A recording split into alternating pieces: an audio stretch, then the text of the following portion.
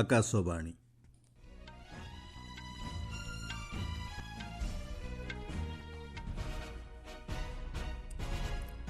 ସମ୍ବାଦ ପଢ଼ୁଛନ୍ତି ସତ୍ୟବ୍ରତ ବେହୁରା। ଦିଲ୍ଲୀ ବିଧାନସଭା ନିର୍ବାଚନ ପାଇଁ ଆଜି ସକାଳ 8ଟାରୁ ଆରମ୍ଭ ହେବ ଭୋଟ ଗଣତି।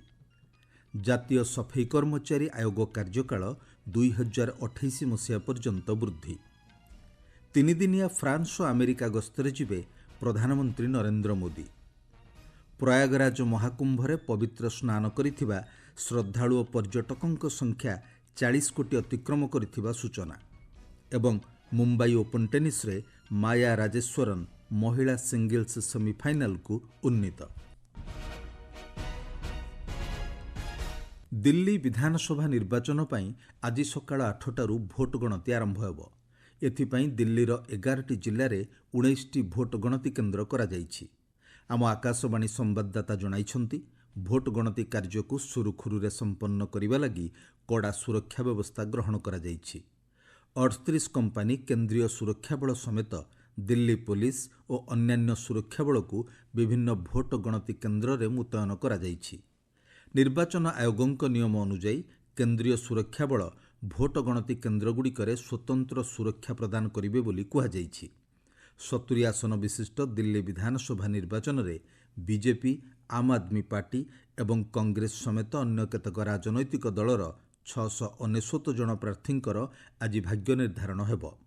ଦିଲ୍ଲୀରେ ସରକାର ଗଠନ ପାଇଁ 36ଟି ଆସନରେ ବିଜୟ ହାସଲ କରିବା ଆବଶ୍ୟକ ହେବ। ସ୍କିଲ୍ ଇଣ୍ଡିଆ କାର୍ଯ୍ୟକ୍ରମ ପାଇଁ କେନ୍ଦ୍ର ସରକାର 2022-23ରୁ 2025-26 ମଧ୍ୟରେ 8,800 କୋଟି ଟଙ୍କା ମଞ୍ଜୁର କରିଛନ୍ତି। କ୍ୟାବିନେଟ୍ ନିଷ୍ପତ୍ତି ସମ୍ପର୍କରେ ସୂଚନା ଓ ପ୍ରସାରଣ ମନ୍ତ୍ରୀ ଅଶ୍ୱିନୀ ବୈଷ୍ଣବ ଗଣମାଧ୍ୟମକୁ ସୂଚନା ଦେଇ କହିଛନ୍ତି, ଚାହିଦା ଭିତ୍ତିକ ଦକ୍ଷତା ବିକାଶ ଉପରେ ସରକାର ଗୁରୁତ୍ୱ ଦେଉଛନ୍ତି ଏବଂ ସମନ୍ୱୟ ଓ ଗୁଣାତ୍ମକ ଅଭିବୃଦ୍ଧିକୁ ଅଗ୍ରାଧିକାର ଦିଆଯାଉଛି। ସେ କହିଛନ୍ତି, ଜାତୀୟ ସଫେଇ କର୍ମଚାରୀ ଆୟୋଗର କାର୍ଯ୍ୟକାଳ 2028 ମସିହା ମାର୍ଚ୍ଚ 31 ତାରିଖ ପର୍ଯ୍ୟନ୍ତ ବୃଦ୍ଧି କରାଯାଇଛି। ଏହି ପ୍ରସ୍ତାବକୁ କ୍ୟାବିନେଟ୍ ଅନୁମୋଦନ କରିଛନ୍ତି। ଏହା ବ୍ୟତୀତ କ୍ୟାବିନେଟ୍ ବୈଠକରେ ଦକ୍ଷିଣ ତଟ ରେଳବାଇ ଜୋନ୍ ସମ୍ପର୍କିତ କେତେକ ପ୍ରସ୍ତାବକୁ ଅନୁମୋଦନ ଦିଆଯାଇଥିବା ଶ୍ରୀ ବୈଷ୍ଣବ କହିଛନ୍ତି। हमारे जो सफाई कर्मचारी हैं उनके लिए, उनके डेवलपमेंट के लिए, उनके विकास के लिए जो नेशनल कमीशन ऑन सफाई कर्मचारी बना हुआ है उसको आज 3 वर्ष के लिए और एक्सटेंशन दिया गया। करीब 50 करोड़ का 51 करोड़ खर्चा इस पे आएगा। आज स्किल इंडिया प्रोग्राम को 8,800 करोड़ रुपए नया अप्रूवल मिला है और इसमें बड़ा फोकस लाया गया है कि कन्वर्जेंस पे बहुत ध्यान हो, क्वालिटी पे बहुत ध्यान हो और इस तरह से हो कि जिससे कोऑर्डिनेशन बने विभिन्न सेक्टर्स में।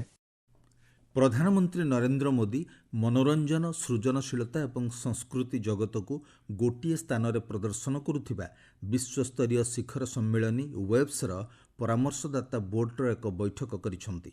ଅଭିନେତା ଅମିତାଭ ବଚ୍ଚନ, ଦିଲଜିତ ଦୋସାଞ୍ଜ, ରଜନୀକାନ୍ତ, ଶାହରୁଖ ଖାନ୍, ରଣବୀର କାପୁର, ଚିରଞ୍ଜୀବୀ, ଅନିଲ କାପୁର, ଅକ୍ଷୟ କୁମାର ଏବଂ ଅନୁପମ ଖେରଙ୍କ ସମେତ ଭାରତ ଏବଂ ବିଶ୍ୱର ଶୀର୍ଷ ପେସାଦାର କଳାକାରମାନଙ୍କ ସହ ସେ ଆଲୋଚନା କରିଛନ୍ତି। ପ୍ରଧାନମନ୍ତ୍ରୀ ଏହି ଅବସରରେ ସଙ୍ଗୀତ ନିର୍ଦ୍ଦେଶକ A.R. ରେହମାନ, ରିଲାଏନ୍ସ ଇଣ୍ଡଷ୍ଟ୍ରିଜ୍ର ଅଧ୍ୟକ୍ଷ ମୁକେଶ ଅମ୍ବାନୀ, ମାଇକ୍ରୋସଫ୍ଟର ମୁଖ୍ୟ ପରିଚାଳନା ନିର୍ଦ୍ଦେଶକ ସତ୍ୟ ନାଡେଲା ଏବଂ ମହିନ୍ଦ୍ରା ଆଣ୍ଡ ମହିନ୍ଦ୍ରାର ଅଧ୍ୟକ୍ଷ ଆନନ୍ଦ ମହିନ୍ଦ୍ରାଙ୍କ ସହ ଆଲୋଚନା କରିଛନ୍ତି। ସାମାଜିକ ଗଣମାଧ୍ୟମ ପୋଷ୍ଟରେ ପ୍ରଧାନମନ୍ତ୍ରୀ ଶ୍ରୀ ମୋଦି କହିଛନ୍ତି, ୱେବ୍ସ ପରାମର୍ଶଦାତା ବୋର୍ଡର ସଦସ୍ୟମାନେ ସମାଜର ବିଭିନ୍ନ ବର୍ଗର ବିଶିଷ୍ଟ ବ୍ୟକ୍ତି ଓ ସେମାନେ ଭାରତକୁ କିଭଳି ଏକ ବିଶ୍ୱ ମନୋରଞ୍ଜନ କେନ୍ଦ୍ରରେ ପରିଣତ କରାଯାଇପାରିବ ସେ ସମ୍ପର୍କରେ ମୂଲ୍ୟବାନ ମତାମତ ଦେଇଛନ୍ତି। ପ୍ରଧାନମନ୍ତ୍ରୀ ନରେନ୍ଦ୍ର ମୋଦି ଆସନ୍ତା ସୋମବାରଠାରୁ ତିନିଦିନିଆ ଫ୍ରାନ୍ସ ଗସ୍ତରେ ଯିବେ।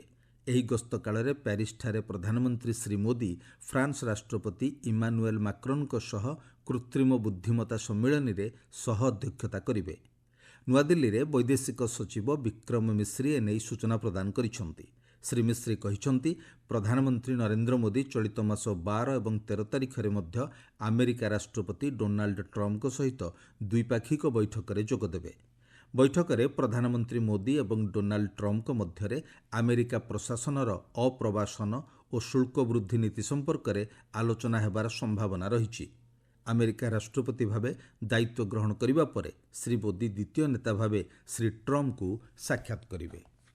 ଆପଣମାନେ ସମ୍ବାଦ ଶୁଣୁଛନ୍ତି ଆକାଶବାଣୀରୁ।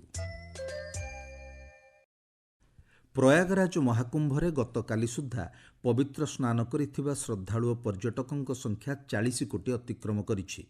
ମହାକୁମ୍ଭ ଆଉ 19 ଦିନ ବାକି ଥିବାବେଳେ ଏହା 50 କୋଟି ଟପିପାରେ ବୋଲି ଅନୁମାନ କରାଯାଉଛି।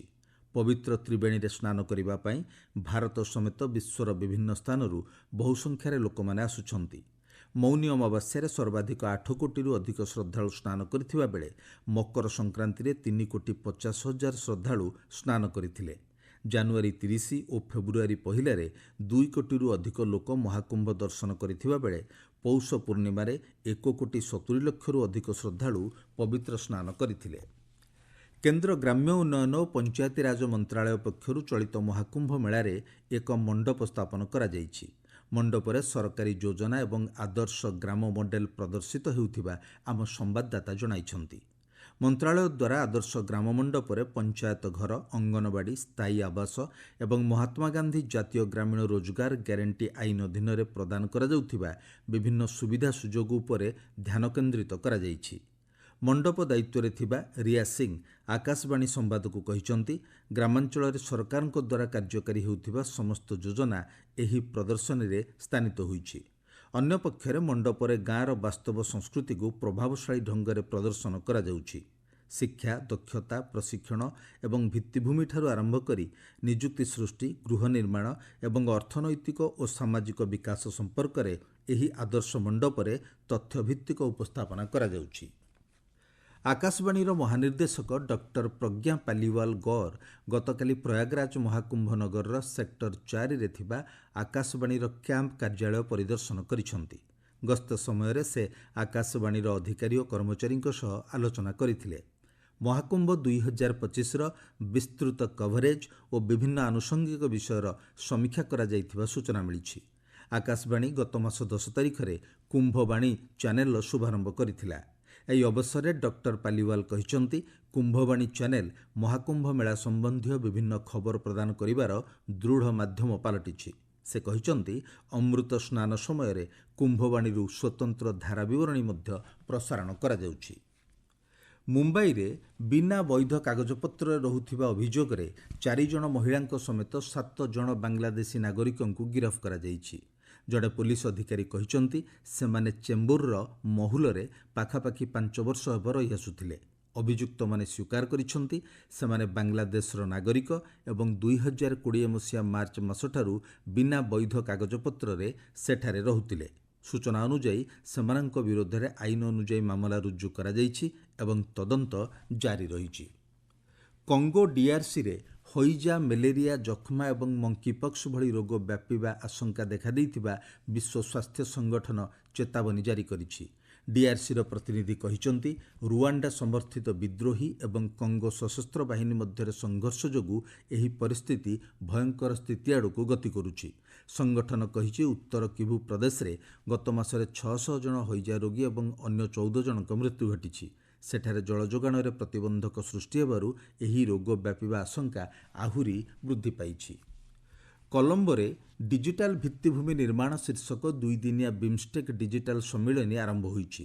ଶ୍ରୀଲଙ୍କାରେ ଅବସ୍ଥାପିତ ଭାରତର ଉଚ୍ଚାୟୁକ୍ତ ସନ୍ତୋଷ ଝା, ବିମ୍ଷ୍ଟେକ୍ର ମହାସଚିବ ଇନ୍ଦ୍ରମଣି ପାଣ୍ଡେ, ଶ୍ରୀଲଙ୍କା ସରକାରଙ୍କ ଉପମନ୍ତ୍ରୀ ଏରଙ୍ଗା ବୀରରତ୍ନେ ଏବଂ ଚତୁରଙ୍ଗା ଆବେସିଙ୍କ ଉପସ୍ଥିତିରେ ଏହି କାର୍ଯ୍ୟକ୍ରମ ଉଦ୍ଘାଟିତ ହୋଇଛି।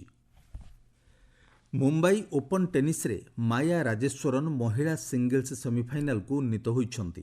କ୍ୱାର୍ଟର ଫାଇନାଲରେ 15 ବର୍ଷୀୟ ମାୟା ଜାପାନର ମେଇ ୟାମାଗୁଚିଙ୍କୁ 6-4, 3-6, 6-2ରେ ପରାସ୍ତ କରିଥିଲେ। ସିଙ୍ଗଲ୍ସରେ ସେ ଏକମାତ୍ର ଭାରତୀୟ ଭାବେ ଆଜି ସେମିଫାଇନାଲରେ ସୁଇଜରଲ୍ୟାଣ୍ଡର ଜିଲ୍ ଟିଚମ୍ୟାନଙ୍କ ସହ ମୁକାବିଲା କରିବେ। ମୁଖ୍ୟ ସମ୍ବାଦ ପୁଣି ଥରେ। ଦିଲ୍ଲୀ ବିଧାନସଭା ନିର୍ବାଚନ ପାଇଁ ଆଜି ସକାଳ 8ଟାରୁ ଆରମ୍ଭ ହେବ ଭୋଟ ଗଣତି। ଜାତୀୟ ସଫେଇ କର୍ମଚାରୀ ଆୟୋଗ କାର୍ଯ୍ୟକାଳ 2028 ମସିହା ପର୍ଯ୍ୟନ୍ତ ବୃଦ୍ଧି। 3 ଦିନିଆ ଫ୍ରାନ୍ସ ଓ ଆମେରିକା ଗସ୍ତରେ ଯିବେ ପ୍ରଧାନମନ୍ତ୍ରୀ ନରେନ୍ଦ୍ର ମୋଦି। ପ୍ରୟାଗରାଜ ମହାକୁମ୍ଭରେ ପବିତ୍ର ସ୍ନାନ କରିଥିବା ଶ୍ରଦ୍ଧାଳୁ ଓ ପର୍ଯ୍ୟଟକଙ୍କ ସଂଖ୍ୟା 40 କୋଟି ଅତିକ୍ରମ କରିଥିବା ସୂଚନା ଏବଂ ମୁମ୍ବାଇ ଓପନ୍ ଟେନିସ୍ରେ ମାୟା ରାଜେଶ୍ୱରନ୍ ମହିଳା ସିଙ୍ଗଲ୍ସ ସେମିଫାଇନାଲକୁ ଉନ୍ନୀତ। ସମ୍ବାଦ ଶେଷ ହେଲା। ଅଧିକ ସମ୍ବାଦ ପାଇଁ ଆପଣମାନେ newsonair.gov.in ୱେବସାଇଟ୍ ଏବଂ ନ୍ୟୁଜ୍ ଅନ୍ ଏଆଇଆର୍ ଆପ୍ରେ ଲଗ୍ଇନ୍ କରିପାରିବେ।